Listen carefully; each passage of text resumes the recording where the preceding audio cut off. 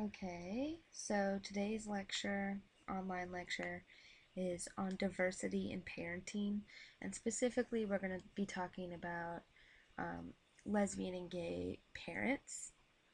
So, again, we like to start off with a quote. So, this little girl basically said, I'm a 12-year-old girl and I have two moms. I have two people who love me very much, take care of me, and help me be the best I can be. I make straight A's in school, I play the viola, and of course, love other things that any other 12-year-old child should love. Most of all, I love my two moms.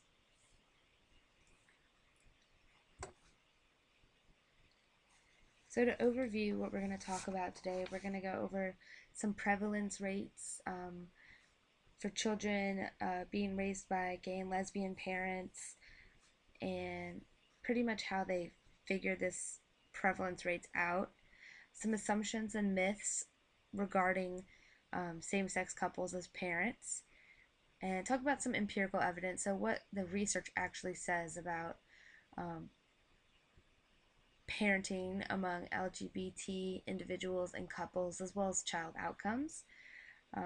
Talk about some factors that are related to positive adjustment. And then also, we'll be talking about gay fathers. And next class period on Tuesday, we'll watch a video called Daddy and Papa, and it'll give you a good look at the experiences of some gay fathers.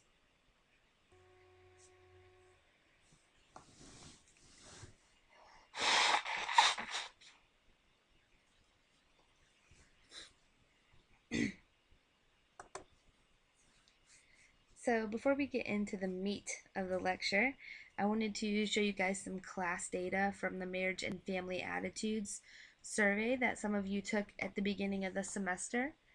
So, the question was um, homosexual couples should be permitted to adopt children as long as they meet the same criteria set for heterosexual couples. And so, again, you can see a large majority of the class either strongly agreed or agreed with this statement, with a fewer percentage either being not sure or disagreeing or strongly disagreeing. And this is actually really interesting because historically, opinions about this may have been much more strongly on the disagree or strongly disagree side. Um, and so, kind of as the social political climate has been shifting, the general opinions about. So, when we think about the prevalence of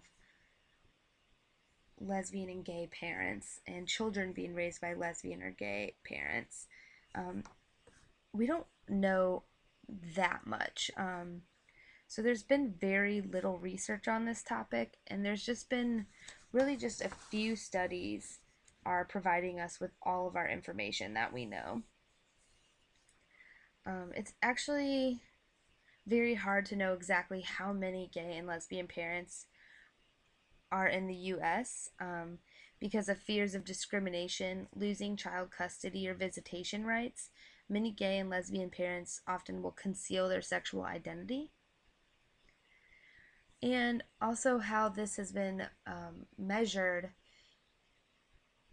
through like national data is with like the census.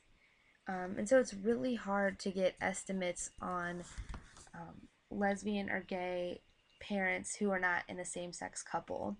The census does not have a question on it for you to select your sexual orientation.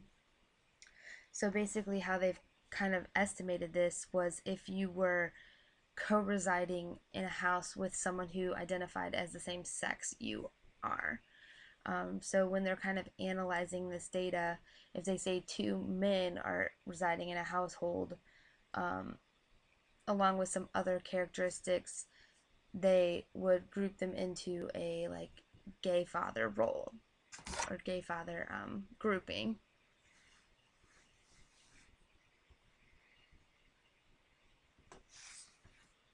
So estimates regarding lesbian mothers range from approximately 1 to 5 million, and estimates on gay fathers range from approximately 1 to 3 million people. Um, when we think about children who are being raised by lesbian or gay parents, estimates range from 1 to 14 million, and some researchers kind of approximate it at about 6 million.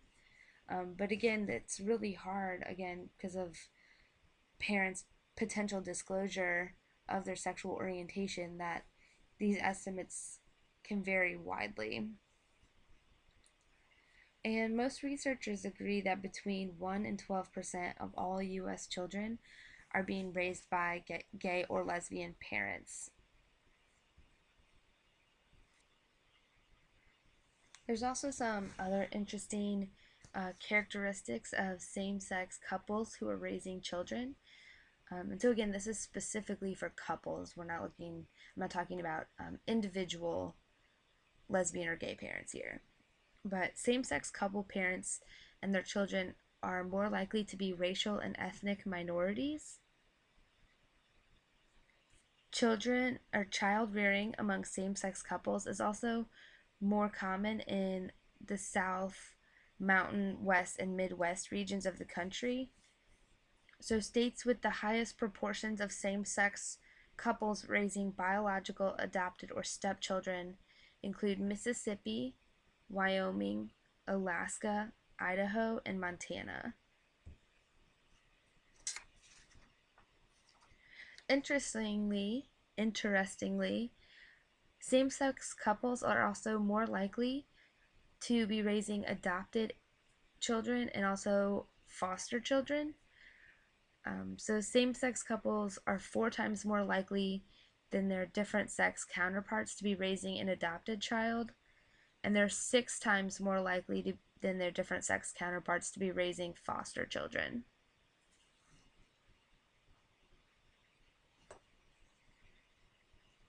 So, this researcher, Gary Gates, he's a demographer who kind of studies the prevalence of same sex couples and parents.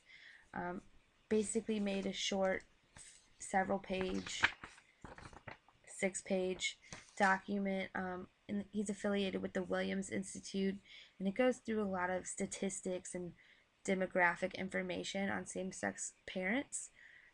So if you're interested, I have posted this under the Related Resources tab in the Diversity and Parenting lecture group. So if you're interested in learning more, there's a lot of material there that you can review. It's not a required reading, though.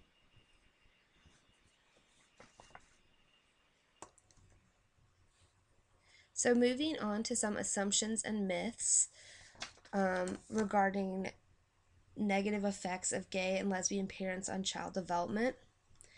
And these assumptions or myths arose out of judicial concerns, and especially in child custody cases.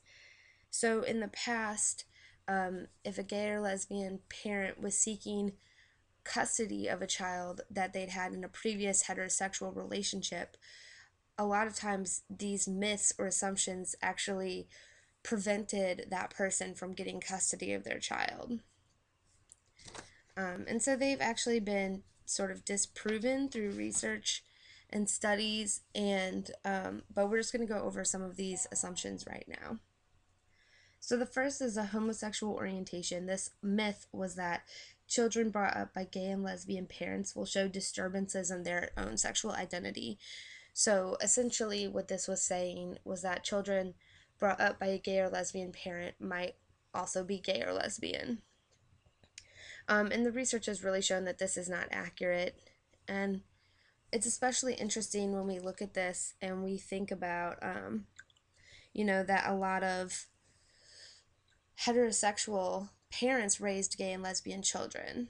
So it doesn't really follow in that regard either that your parents' sexual orientation would have an impact on your sexual orientation.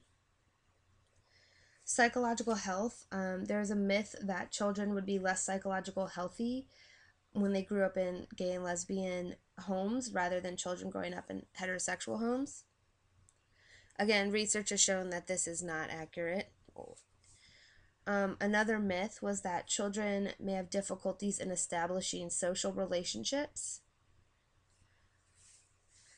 And so there was another myth about child molestation. And so this is, in the past, people have also often associated pedophilia with homosexuality, and those are completely different things and are not associated at all. So pedophilia is a sexual interest in children, whereas a homosexual orientation is, say, attractions to individuals of the same sex. And again, this is a myth that homosexuals are more likely to molest children. Child molesters actually are most often heterosexual white males. And children are most likely to experience intrafamilial sexual abuse by a heterosexual stepfather than by a homosexual male.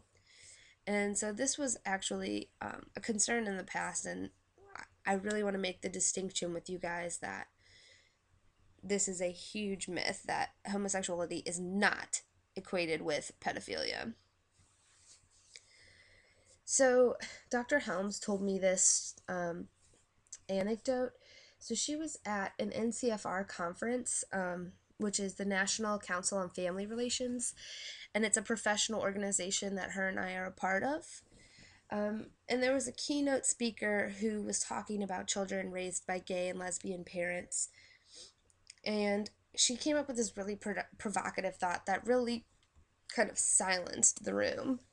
And she was asking, why are we not concerned about the well being of gay children being raised by heterosexuals who may not be supportive or are homophobic? We spend a lot of our research focus on the children of gay and lesbian parents, but focus much less on, gay and lesbian children who are raised by heterosexual parents. And as I mentioned earlier, most gay men and lesbian women were actually raised by heterosexuals. And so we spend a lot of time focusing on gay and lesbian parenting when why are we not spending an equal amount of time and effort and research thinking about the implications for gay and lesbian adolescents raised in potentially an unsupportive household?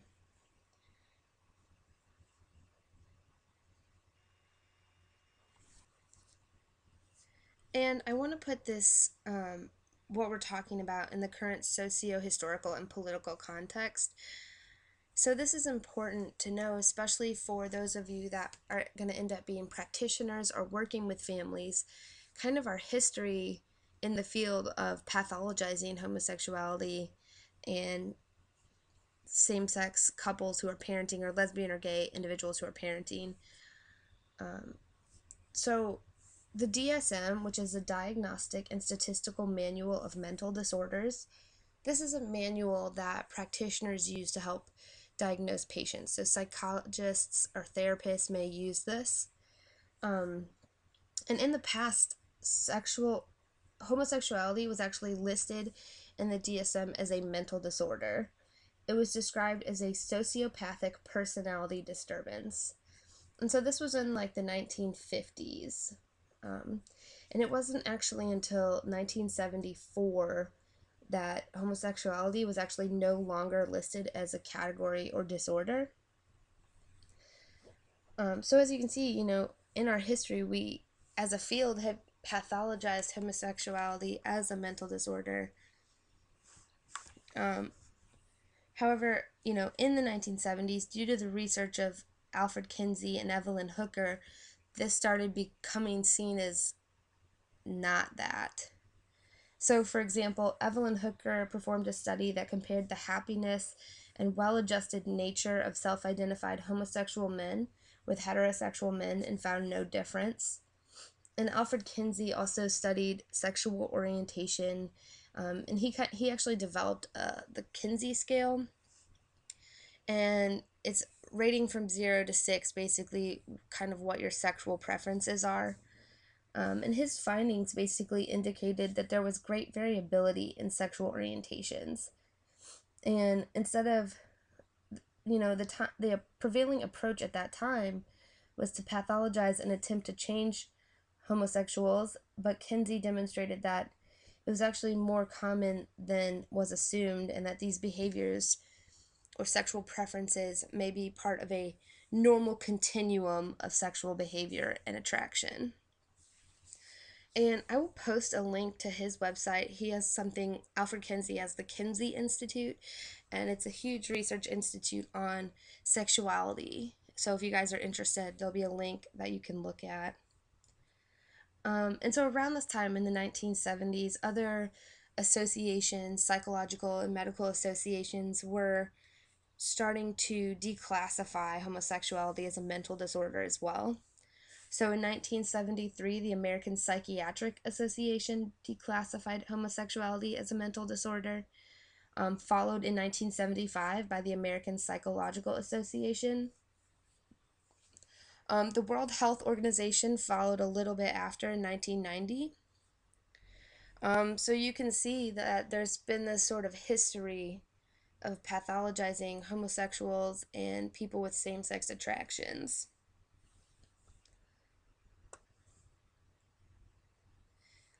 So conversion therapy, I don't know if you guys have heard of this, but really what conversion therapy is counseling basically children or adolescents who are homosexual or have same-sex attractions to try and essentially convert them to being heterosexuals.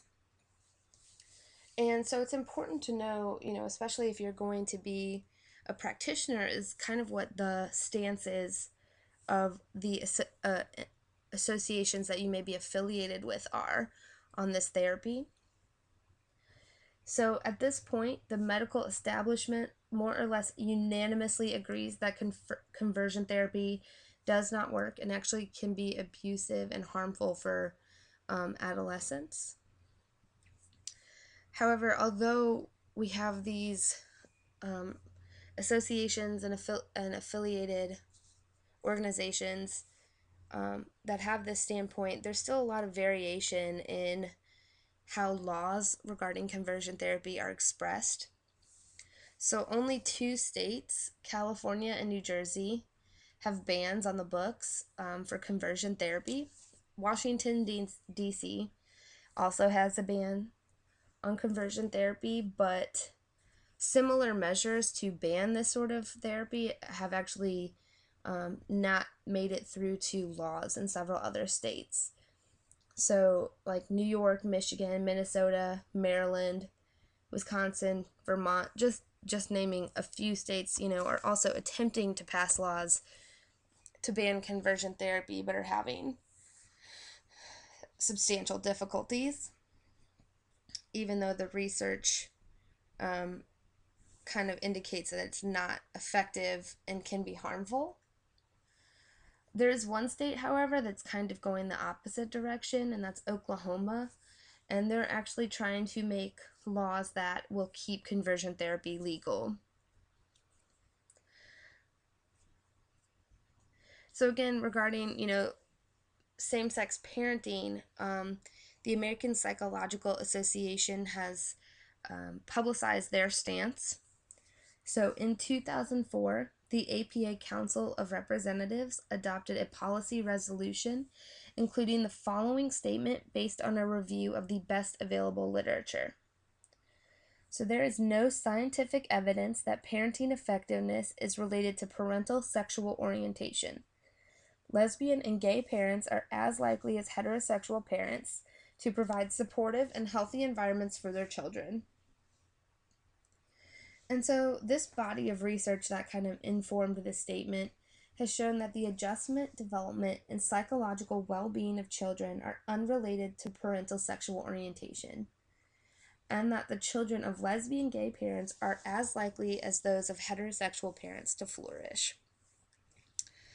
So this bullet here is actually a link to the APA's website, and there's quite a bit more information on this stance and research if you're interested.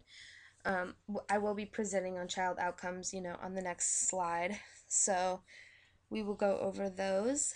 But it's important to know, if the stance of the organizations that you may be affiliated with as a practitioner in the future. So the APA is not the only organization with this stance on LGBT parenting. So a lot of other organizations with expertise in child welfare have made similar reports and resolutions in support of gay and lesbian parental rights. And so just to name a few that you guys might end up being a part of, the American Academy of Pediatrics, the American Academy of Child and Adolescent Psychiatry, the American Psychiatric Association, the American Psychoanalytic Association, the National Association of Social Workers, and the Child Welfare League of America, just to name a few. And so, if you're a member of these and are helping families, that you have to know, it's important to know that their stance is in support of LGBT parental rights. So there are also laws in several states in the U.S. that limit adoption or foster care services for LGBT individuals and same-sex partners. I included a link here on this website, and it's pretty interesting because it shows you a map of the United States, and you can also search by states to see kind of what their laws are regarding this. And so, interestingly, parents, if they can't, if a second parent adoption essentially makes it legal for both parents, makes it so that both parents are legally responsible for a child. Your book defines second parent adoption as the legal procedure that allows individuals to adopt their partner's biological or adoptive child without terminating the first parent's legal status as parent. And so there are some provisions that, you can do as a lesbian or gay parent that can at least help buffer some of this. So, like you could make a will that states in the event of your death that your partner would have rights to your child for caring. And it's really interesting that there are such variation in laws and about this, like over across the states, because as I mentioned earlier, gay and lesbian people are much more likely to adopt and foster children than are heterosexuals. And so this last bullet, parents by choice, why gay parents may be the best parents, that's a link to a pretty provocative article from 2012. It ran as a Yahoo News story, getting at some new studies coming out regarding gay and lesbian parents by choice. And, that means kind of either via adoption, surrogacy, artificial insemination, rather than having a child from a previous heterosexual relationship. And kind of argued why these parents actually might be better parents. So the article mentions that gay parents tend to be more motivated, more committed than heterosexual parents on average because they choose to be parents. So gay and lesbians rarely become parents by accident, compared with an almost 50% accidental pregnancy rate among heterosexuals. And this can actually translate to greater commitment on average and more involvement. And so again, this is specifically regarding parents by choice, so those who are choosing to become parents through adoption, surrogacy, or artificial insemination. And so while research indicates that children of gay parents show few differences in achievement, mental health, social functioning, and among other measures, these kids actually may have the advantage of open-mindedness, tolerance, and role models for equitable relationships. And so not only that, like as I mentioned earlier, gay and lesbians are likely to provide homes for difficult to place children in the foster system and are more likely to foster and adopt children. And so this is an interesting article that you're welcome to read if you want. It's not a required article. I know I mentioned some child outcomes, but we'll be talking about that more in depth in the next lecture. I'm going to end part 1 there, and we'll pick up with empirical evidence for on child outcomes in the next part.